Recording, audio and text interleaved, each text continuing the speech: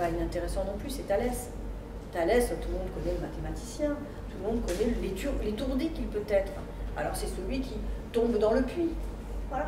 Il tombe dans le puits parce qu'il regarde le ciel, il est tellement intéressé par les étoiles, la mise en place des astres, il regarde tout ça, qu'il tombe dans le puits et une servante, le voyant dégringoler comme ça, éclate de rire en disant « mais ces philosophes, il ferait mieux d'avoir les pieds sur terre plutôt que la tête dans les étoiles ».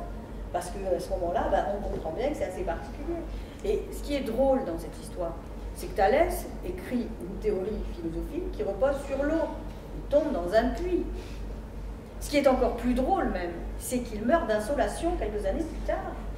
Donc déshydraté, notre philosophe. Vous voyez, c'est aberrant l'histoire, c'est fou. Donc vous imaginez, il estime une théorie, enfin, il présente une théorie où il y a de l'eau, la Terre qui serait posée dessus. D'ailleurs, le mouvement de la Terre est lié à cette possibilité de flotter sur une eau primordiale. Ça vient de l'Égypte, hein, cette pensée d'eau primordiale. Et à partir de ce moment-là, vous avez cette Terre posée comme ça, et puis on comprend que l'eau, quand elle s'évapore, permet l'apparition des nuages, puis les pluies qui vont alimenter les cultures, etc., etc.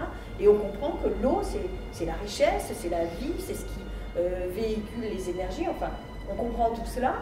On sait aussi qu'il est le mathématicien qui calcule comment les navires, en tout cas les marins, peuvent revenir au port sans se tromper d'île. Donc il fait des calculs comme ça savants là-dessus. Il est malin parce que c'est le premier économiste quand même de l'Antiquité. Il achète, il achète pas, il loue les pressoirs de la ville pour l'huile d'olive. Il les loue quand il sent qu'il va y avoir, il fait ses calculs à lui, que la météo sera favorable aux olives. Voilà. Donc il loue les pressoirs de telle période à telle période, ce qui fait que plus personne n'a accès aux pressoirs. Ce qui fait que les gens arrivent avec leurs olives et disent bah, attendez, ah non, non, c'est réservé par Thalès. Ah bon, mais quand même, Thalès, non, non, mais si vous voulez, je vous rachète à moindre coût vos olives.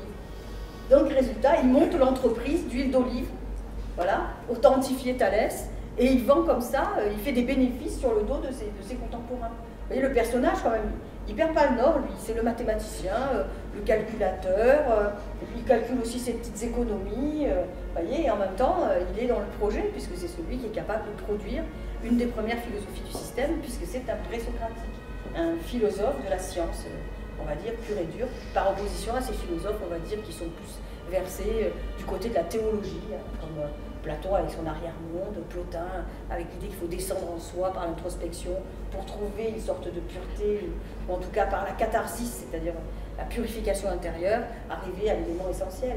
Voilà, c'est absolument extraordinaire.